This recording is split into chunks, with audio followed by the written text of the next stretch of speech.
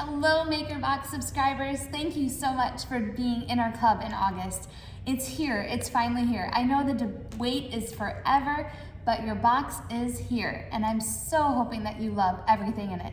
This tutorial is going to go over our Sign of the Month project. So this project is in our Sign of the Month club, our combo club, and our Gotta Have It box. Of course, because the Gotta Have It one has everything in it. What I love about this project is not only is it extremely versatile and you can totally put your own creative spin on it, but also that it's going to fold flat. So when you're storing your holiday decor, you can easily put this in probably even a gallon Ziploc bag and keep it safe for the next fall season that rolls around. So what does it turn out like? Well, here is our example of one of the finished projects. How stinking adorable is this? Now, I'm gonna have a little bit of fun as I paint, and I'm gonna change up my colors, but I wanted to do it two different ways so that way you can have your inspiration and whatever's gonna float your fall boat. So in this example, I used American walnut for anything of the brown. I used the orange, obviously, for any of the orange things, and then the black as put on almost like a stain for that back part. We're gonna have a little bit of fun with the tutorial, and I'm gonna show you some painting techniques to make it super shabby chic. But feel free to take your own creative spin on this project because this is your time. You get to be creative. But I hope that you love this Sign of the Month project. All right, so to get started, your box or your kit is going to come wrapped all in fun tissue paper, so it had a little bit of surprise element, and it has this twine wrapped around it. We need this later, so please do not throw this away. Keep this and just set it to the side. We also have these 3 leaves. We're gonna need those. And then of course we have all of our pieces. Okay, so, and then this is our base. So those are the pieces that you have in your project. You also have your paint cups that you need. In this project, we chose our black, our robust orange. We have an American walnut stain, some light gray, it's called lazy gray. We have a really pretty yellowish orange, Osage orange, I believe, from Sherwin-Williams, and then of course white, because you can always have some fun with white. So let's see where our creative juices flow for this project. All right, I'm gonna put my base to the side. I'm gonna separate my pieces here so I can really gain some creativity. I do like to take my sponges and cut them just a little bit smaller because I like to use lots of colors, and that way I'm not wasting materials and I don't feel trapped at the end. Okay, so we did a lot of traditional browns for this project, but to coincide with our MakerBox project, especially if you're a combo club or a Gotta Have It club, I'm gonna play a little bit more on the traditional grays and make it a little bit classier. I shouldn't say classier because that one really is classy too, but I'm gonna make it a little bit more neutral so it goes in a little bit more of a coastal decor, like my house is. So I'm gonna have a little bit of fun with my big pumpkins background. I'm gonna do a couple layers. So the first thing that I'm gonna start out with is a lazy gray. I'm gonna take my yellow sponge and just get a good coat on there. Now, to do this shabby chic technique, I'm really not gonna focus too much on a solid finish because I'm really gonna kind of mess it up anyway. So let's have a little bit of fun. We'll get a lazy gray on the background of that. Now, I'm thinking it would be really fun and classy if I did this one in a black. So I'm just gonna use the reverse side of my sponge. You could easily use another sponge, but this one's in my hand, and so sometimes I like to just combine them. The other thing that I love about using a dirty sponge is sometimes you get creative looks that you can't replicate as easy because it's just a natural way to do things. So I'm getting this one nice and black. And then let's go ahead, I'm gonna put this sponge to the side. Let's go ahead and get this one with a little bit of orange in it, because I do like having some orange. So for this project, or this version of it, I'm gonna try and vary up my colors a little bit, but I also wanna teach you some new fun creative painting techniques that maybe you're not familiar with. You obviously could keep this super simple and just paint them straight colors, and it's still gonna look gorgeous. That's what I love about this project. You can truly make it as big or as small as you'd like. Now, one thing that I love to have on hand is baby wipes, or any wipes, because they just help keep my hands a little bit cleaner. Okay, so I'm cleaning my hands. And now we're off to have some fun. Now, this particular project, I want to make a little bit shabby chic. I want it to look vintage and old. So we're gonna have a little bit of fun. I have my 3 base colors.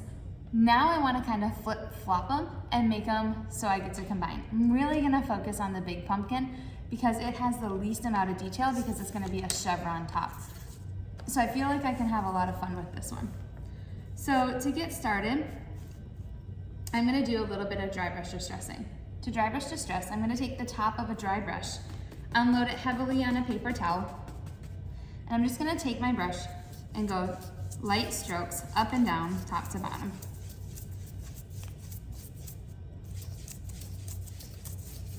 You can see that really makes it look aged and weathered. And however deep you want this to look is how many layers you can add. Now to create a little bit more of a denim look or really worn, I'm actually gonna take this, unload it, and I'm gonna cross hatch the other way. So that same technique, but I'm going the other way. And you can come back and keep playing with it. So now I have a little bit more of a vintage look.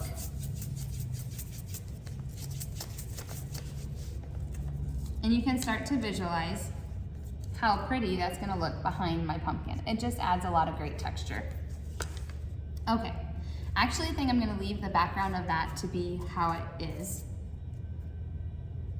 And I'm going to poke. I have 2 of my pieces here that did not pop through, so I'm just gonna poke those through. That should not be an issue for the one you are working on because we checked them. But if it is, you can just kind of push them back through and they're all set. Okay, so I have a dark here. I'm gonna keep this one really nice and neutral. So I'm gonna start with a sponge and go ahead and get some white on it. Now, sometimes when I do these tutorials, I paint with the ones that broke. This one happened to be on a knot, so it broke, but I'm not gonna freak out because we're gluing this and super glue fixes everything. So if for some reason you ever have a project that maybe has an unfortunate fall because your little one knocked it off the mantle or anything like that, don't panic. You can always, that's what I love about wood, is we can always glue it back together. Okay, so I got a little bit on that one piece. We're gonna use that to our advantage in a minute.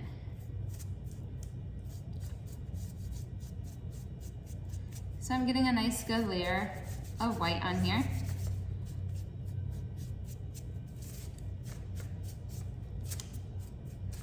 But I really wanna make this one look kind of rustic.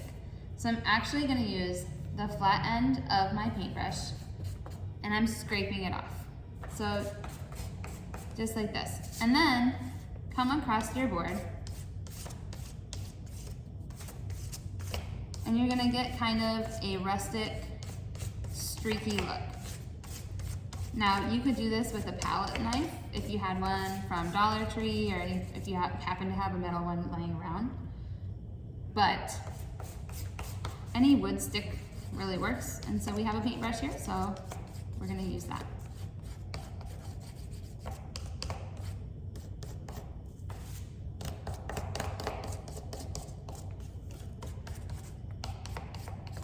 I'm just kind of streaking it using different parts of the brush to make it look more authentic. And you can kind of see it's gonna kind of start coming together. Now, I don't wanna leave it there. I wanna add a little bit more touch of it. So I'm gonna use that same dry brush technique with American walnut.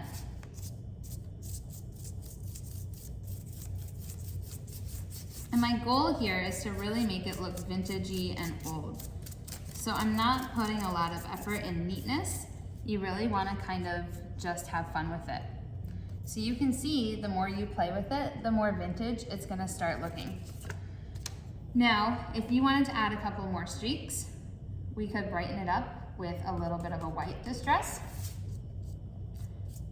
which, because I have a messy brush, is gonna come across like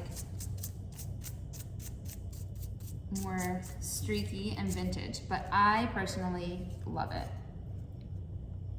It just adds a very rusticy touch. Now, if you really just have to play and tell your example. If at any point you're like, my brush is getting too messy, Use that same baby white, dry it out, and you can add a little bit of orange distressing. Maybe you want a little bit more pop to coincide with the background of our little guy over here. Okay? So just play with it until you like it. This is just one example of a way that you can make it very shabby chic. Now, because I have a lot going on in that pumpkin, I'm gonna keep my other ones semi-simple. I'm gonna go ahead and add another layer of orange to my background here.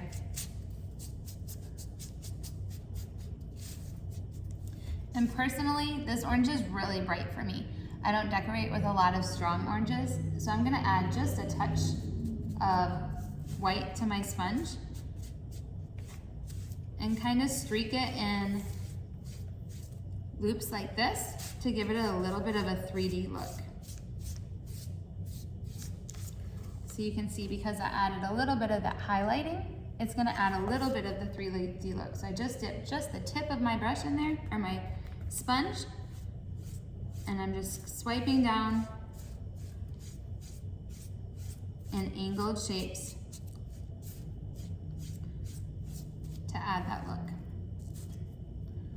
So then you have to decide, sometimes I like to just play back and forth, what color do I want to bring out here? This particular one's looking really dark, so I think I'm gonna bring out the lazy gray that we used. And so it really looks like my piece is cohesive, because we use this as the background on the big one. And so that way they're really starting to look like a set.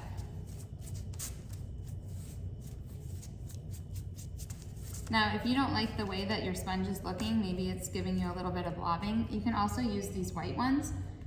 Load, just unload, and just hop. So if you want a really smooth finish and you're just gonna leave it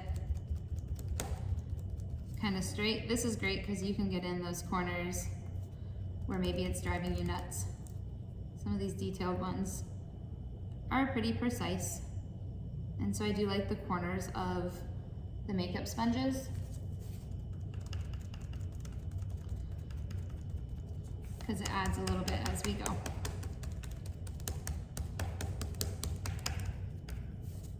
All right. Now you can see, if I put these together, I feel like this one is really, really bright versus this is really muted. So I'm just going to add just a touch of black distressing over it, just to bring that shabby chic back together. So if you like this really rustic look, this is a great way to go.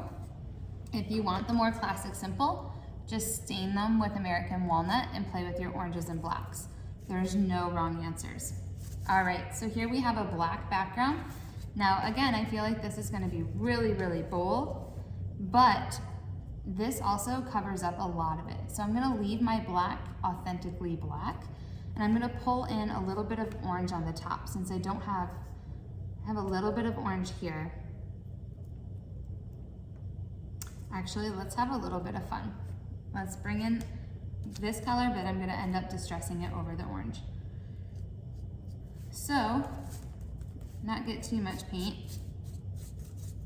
And I am working with a dirty sponge here, so this is definitely orange mixed with this Osage yellowish orange.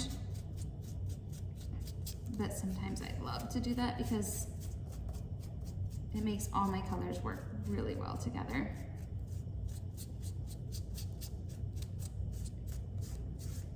But if you're not a shabby chic lover and you want it super crisp, just stay with solid colors and it's gonna look adorable too. All right, you can see this does not feel like it matches in that set. So I need to mellow it out a little bit. So I'm gonna use this actual Osage orange. Now my brush is getting real dirty, friends. So I'm gonna unload it on a baby white, then I'm gonna load, unload, and come through with that dry brush distressing again.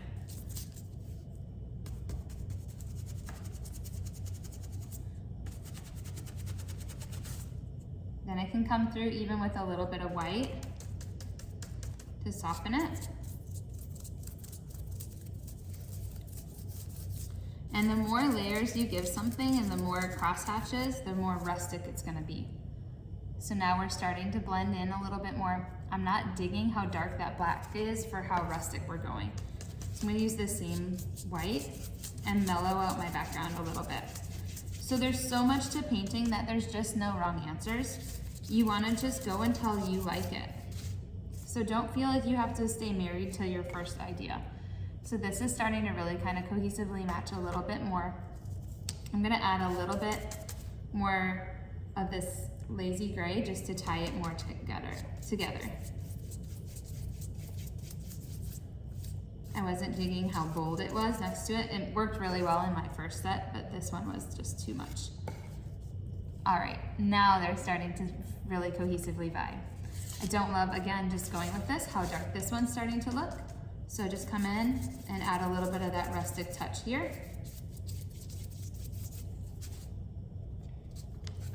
And now we have a set that looks a lot more rustic with a little bit more black in there. What do you guys think? I think it's fun. I think I'm gonna go and add just a little bit more orange to the top of this to bring it in. Line with that far one. Perfect. We can have some fun here too. Maybe bring in a little bit more black.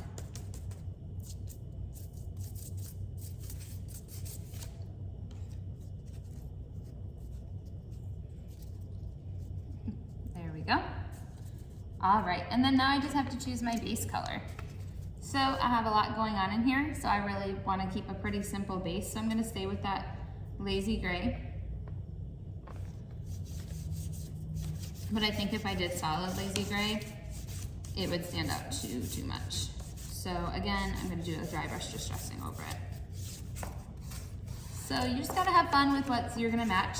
By all means, if you have extra colors and you wanna bring in some teal, that could be super fun. You could do some leopard painting on these. You could do a whole bunch of different stuff. The sky is truly the limit. So I'm gonna use that brush, unload. I have a work of art over here on my paper towel. And just give it a dry brush distress. I'm gonna go ahead and go both ways just to stay consistent. And now comes the easy part. All I gotta do is glue. I'm still not digging how dark this one is comparatively. So let's add just a little bit more lazy gray. I feel like the dark just kind of made it dull, too bold. So this I'm using a dry sponge and I'm giving it some streak pattern, which still helps aid with that rusticness. So now you visualize them. They look like they go a little bit better. All right, so the last thing to do is glue. Now there is a little bit of tricks to glue. You can use wood glue, you can use super glue, whatever you prefer. I love this stick fast. Now Amazon actually sent me the wrong kind. This is the medium, I prefer the thick, but we're gonna use it just because it's here. So when I glue, I like to put glue in the big parts. This is not a very heavy project, so you don't need to overload it. But then I'll very quickly stick it to the paper, so that way that kind of gets rid of that excess so it doesn't get underneath there. Then I'm just gonna line it up with my project. The biggest trick here is you wanna make sure to leave this tab open. So line it up, if anything, a little closer to the top because we need that tab to stick into our project. I'm gonna put that over there. Do the same thing here. Now I have a little bit of a repair to do here. There we go. Whoa, uh-oh, stuck like glue. You and me, baby, we're stuck like glue. All right, and then make sure you get a little bit on the top so that doesn't flop. But it's super important that you kind of do that smushing off so you don't get the excess coming out from underneath and making it look sloppy, because these dry very, very quickly. In fact, if you kind of hold it down and count to 10, you'll pretty much be done. All right, and let's get this guy. This guy's probably the hardest just because he's got so many little moving parts, but we're gonna catch those big parts again.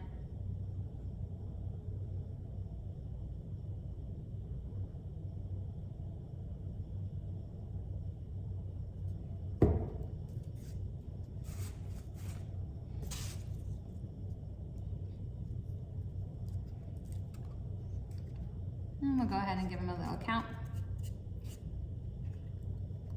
This is gonna be cute. All right, so we have one last part of our project. We have these leaves. So I'm gonna make these just all kind of a orangish with maybe a little bit of distressing. So I'm gonna use my sponge. And for these, I do like to paint them on both sides because you never know if they're gonna turn on you.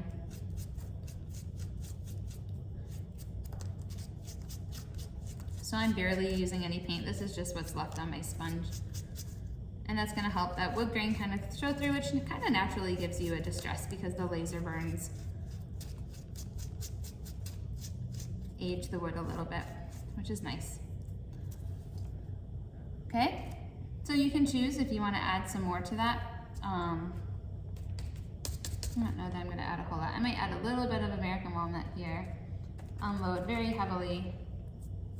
Just kind of streak them just to add a little bit of texture and make them look rustic like the rest of my project.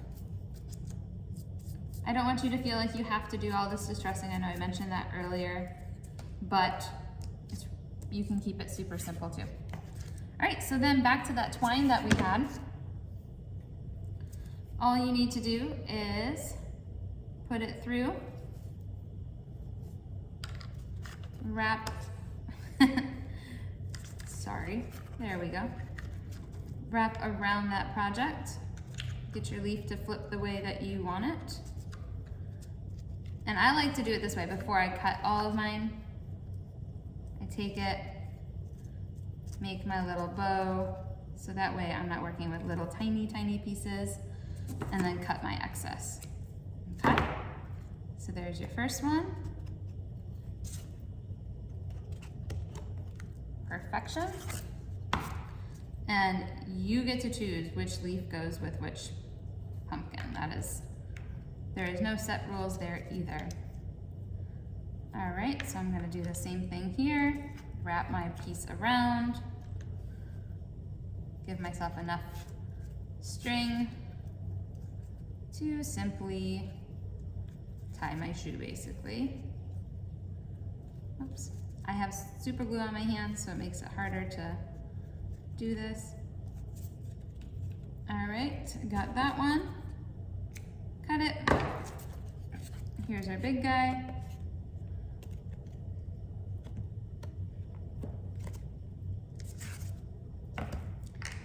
And last but certainly not least, our medium guy here.